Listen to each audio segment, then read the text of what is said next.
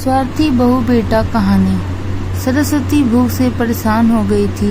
सुबह से मालती ने उसको खाने के लिए कुछ भी नहीं दिया, क्योंकि सुबह नाश्ते में उसने आलू के पराठे बनाए थे और अब वह भी खत्म हो गए थे। इसलिए सरस्वती दोपहर के खाने की राह देख रही थी, पर मालती ने सुबह पेट भर के नाश्ता किया था, इसलिए वह दोपहर का खाना नहीं बनाने वाली थी।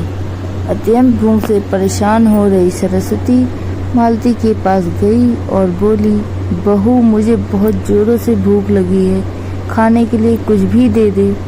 सरस्वती का कहना सुनकर मालती मुंह टेढ़ा करके बोली, दिन भर सिर्फ आपको भूख ही लगती है, दूसरा तो कुछ भी काम नहीं रहता है आपको। उस टेबल पर चने रखे हैं, वही खाकर पानी पी के सो जाओ। आज दोपहर को मैं मेरी फ्रेंड के साथ बाहर जाने वाली हूँ, इसलिए खाना तो रात को ही बनाऊंगी। यह सुनकर सरस्वती का मन उदास हो गया। फिर सरस्वती धीरे से बोली, तू कहे तो मैं खुद के लिए कुछ बना लूं। मालती गुस्से से बोली, एक व्यक्ति के लिए खाना बनाओगी क्या आप? सोचकर मालती किचन में गई और उसने फ्रिज में रखे हुए बासी चावल निकाले। अचार के साथ वह चावल एक थाली में परोसकर सरस्वती के आगे रखकर बोली कि खा लो। ऐसा कहकर पर्स लेकर मालती घर से बाहर चली गई। चावल फ्रिज में रखे थे, तभी भी वह खराब हो गए थे। उसने गंदी बदबू आ रही थी। सरस्वती ने गुस्से से वह चावल डस्टबिन में डाल दिए। इसके बाद उसने दाल चावल निकालकर अपने लिए गरम गरम खिचड़ी पकाई और पुदीने की चटनी के साथ खाई और सब बर्तन घिसकर किचन साफ किया और चुपके से अपने रूम में जाकर सो गई। मालती ने भले ही खाना पकाने से मना किया था, पर यह घर उसका भी था और वह खुद का खाना खुद बना सकती है। दूसरे दिन सुबह सरस्वती अपने रूम में बैठी थी। उतने में उसका बेटा रमेश उधर आया और बोला, माँ आजकल महंगाई बहुत बढ़ गई है, मुझे घर खर्च चलाना भी बहुत कठिन हो रहा है। ऊपर से पापा की 13वीं पर भी बहुत खर्च हुआ। माँ मैं सोच रहा था कि एक रूम किराए पर दिया जाए, घर का किराया आने पर घर खर्च में थोड़ी मदद होगी।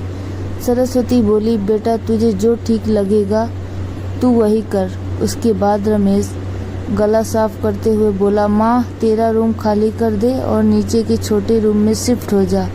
उस छोटे रूम में टॉयलेट और बाथरूम नहीं है तो उसे कोई किराए पर नहीं लेगा। सरस्वती चौंक गई और बोली, पर वह रूम छोटा है और वह तो स्टोर रूम है, मैं उधर रहूंगी तो टॉयलेट बाथरूम कैसे जाऊंगी?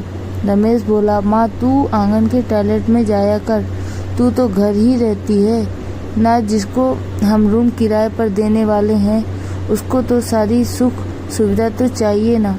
वैसे भी यह रूम भी बहुत बड़ा है, पापा के जाने के बाद तुझे इतने बड़े रूम की क्या जरूरत है?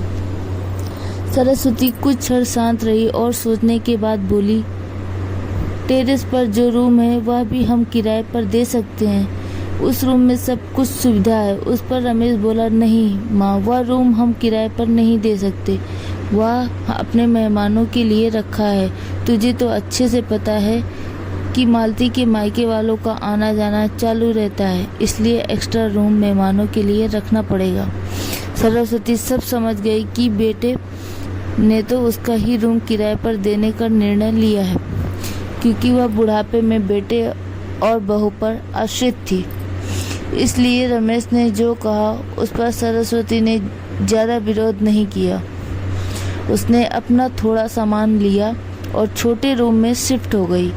उधर पुराने छोटे रूम में उसका जी घुट रहा था, तभी वह उस रूम में दिन काट रही थी। नया किराएदार आया था, सब पहले जैसा चल रहा था। घर में आए हुए किराएदार का नाम अशोक था, एक एनजीओ में काम करता था।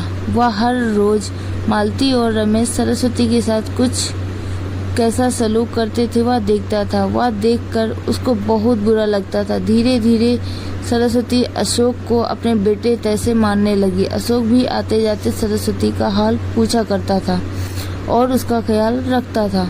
रमेश और मालती को सरस्वती ने कुछ लेना देना नहीं था। मालती बचा हुआ खाना उसके थाली में रखकर जाती और बेटा तो उसके तरफ देखता भी नहीं था। सरस्वती तो पहले ही समझ चुकी थी कि उसका बेटा अब पहले जैसा नहीं रहा, वह बदल गया है। फिर भी वो आंखें बंद करके किसी पालतू पशु जैसी उस घर में रहती थी, क्योंकि बुढ़ापे में उसका दूसरा किसी का सहारा नहीं था। रोटी के 2 टुकड़ों के लिए उसको उनके सहारे रहना पड़ रहा था। कभी कभी सरस्वती को बहुत रोना आता था। सरस्वती अशोक को अपने मन की बातें बताने लगी। उनके पति की मौत बेटे की लापरवाही से हुई थी, पर वो ज़्यादा नहीं बोल पा रही थी। जब पति काम पर जाते थे तब घर में हम दोनों को बहुत मान सम्मान मिलता था। जब वह काम करने में असमर्थ हो गए तब रमेश को उन्होंने घर खर्च में मदद किया कर ऐसा कहा। यह बातें रमेश के मन को बहुत लगी। जब तक पति घर चला रहे थे रमेश अपने सब पैसे बचा लेता था। अब शर्म से और मजबूरी में उसको घर खर्च चलाना पड़ रहा था। धीरे धीरे माँ बाप का खर्चा उसको बोझ लग रहा था, लेकिन वह स्पष्ट रूप से कुछ भी नहीं कह सकता था। इस बीच पति का स्वास्थ्य बहुत बिगड़ गया और वह चल बसे। डॉक्टर के पास जाने से पता चला कि उनको निमोनिया हुआ था। डॉक्टर थोड़ी महंगी दवाई लिख कर देते थे तो रमेश पैसे बचाने चाहिए, इसलिए रमेश आधी दवाई लेकर आता था। शुरू में पति का स्वास्थ्य सुधर गया था, तब रमेश ने उनकी गोलियां औषधि बंद कर दी थी। पति भी इन चीज़ों पर ज़्यादा ध्यान नहीं देते थे, लेकिन एक रात में उन्हें सांसें लेने में बहुत परेशानी हुई। सरस्वती बहुत घबरा गई। वह भाग भाग के गई और रमेश के कमरे का दरवाज़ा ठोकने लगी और कहने लगी कि पापा का स्वास्थ्य बहुत बिगड़ गया है, चल हम उन्हें डॉक्टर के पास लेकर जाते हैं। उस पर रमेश बोला, माँ मुझे अब सोने दे, मुझे बहुत नींद आ रही है, हम सुबह पापा को डॉक्टर के पास लेकर जाएंगे। ऐसा कहकर उसने दरवाज़ा बंद कर लिया था। सरस्वती रात भर पति के तकिए के पास चिंतित बैठी रही। तभी छाती को तेल लगाकर मालिश कर रही थी तो कभी भाप स्टीम दे रही थी, पर भगवान को कुछ अलग स्वीकार था। सुबह तक उनकी मृत्यु हो गई थी। घर में कब्रिस्तान जैसी शांति थी। रमेश रोने का नाटक करने लगा। मालती तो ऐसे रो रही थी जैसे उसको वास्तव में ससुर चले गए इस बात पर बहुत दुख हो रहा हो। सबसे ज़्यादा धक्का लगा सिर्फ सरस्वती को, पर वह कुछ बोल नहीं पा रही थी। सरस्वती के आंखों से आंसू आ रहे थे और उसके ओठ थर-थर कांप रहे थे, जैसे कि वो कहना चाहती हो कि अब एल रोने का नाटक क्यों कर रहे हो? मेरे पति की मौत के आप दोनों जवाबदार हो। पर वह कुछ बोल नहीं पाई। क्रियाकर्म कर दिया गया। सरस्वती के दिमाग में हमेशा एक बात चलती थी, रमेश ने लापरवाही नहीं की होती तो आज मेरे पति जिंदा होते। उनकी मौत के बाद मालती और रमेश का व्यवहार बहुत बदल गया था। सरस्वती को भी उनके व्यवहार की आदत पड़ गई थी, इसलिए वह उनकी तरफ से कोई भी अपेक्षा नहीं रखती थी, पर उसका मन उसे अंदर ही अंदर खाए जा रहा था। ऐसी औलाद को सबक भी नहीं सिखा सकती। एक दिन उनका किराएदार अशोक उनके पास आया और सरस्वती को कुछ बातें उनसे समझाई। वह बातें सुनकर सरस्वती की आंखों में एक नई उम्मीद जगी। दूसरे दिन सुबह सरस्वती मालती और रमेश के पास आई और बोली, मुझे तुम दोनों से बहुत ज़रूरी बात करनी है। मुझे ऐसा लग रहा है कि तुम दोनों को मेरे साथ रहने में प्रॉब्लम है, इसलिए मैंने सोचा कि मैं वृद्धा आश्रम में रहूंगी। सरस्वती का कहना सुनकर मालती बहुत खुश हो गई। रमेश ने थोड़ा दुखी होने का नाटक किया। फिर थोड़ी देर में सरस्वती ने उन दोनों चेहरे के हाव भाव देखे और बोली, रमेश तुझे दुखी होने की ज़रूरत नहीं है और मालती तुझे इतना खुश होने की ज़रूरत नहीं है। पहले मेरी सब बातें सुन लो। और सरस्वती हंसकर बोली, यह बातें सच्ची हैं कि वृद्धा आश्रम में मैं रहूंगी, पर मैं इस घर में कहीं नहीं जाऊंगी। मैं इस घर को ही वृद्धाश्रम बनाऊंगी। अब यहाँ तुम्हारे जैसे स्वार्थी बेटे और बहू यहाँ नहीं रहेंगे। मेरे जैसे बूढ़े लोग यहाँ रहेंगे। ये मेरा आखिरी निर्णय है। यह सुनकर रमेश और मालती दोनों ही चौंक गए। रमेश और मालती एक दूसरे की तरफ देखने लगे। उन दोनों ने सोचा था कि सरस्वती घर छोड़कर चली जाएगी तो वह दोनों खुशी से रहेंगे। उनको लगा था कि अब उनको सरस्वती की जवाबदारी लेनी नहीं पड़ेगी, उसका ख्याल नहीं रखना पड़ेगा। पर इधर तो सब उल्टा हो गया था। सरस्वती का कहना सुनकर रमेश गुस्से से बोला, माँ तेरा दिमाग तो ठीक है ना, इस घर पर मेरा अधिकार है, फिर तू इस घर को कैसे वृद्धाश्रम बना सकती है? तू भूल रहा है बेटा, अभी तक ये घर मेरे ही नाम पर है।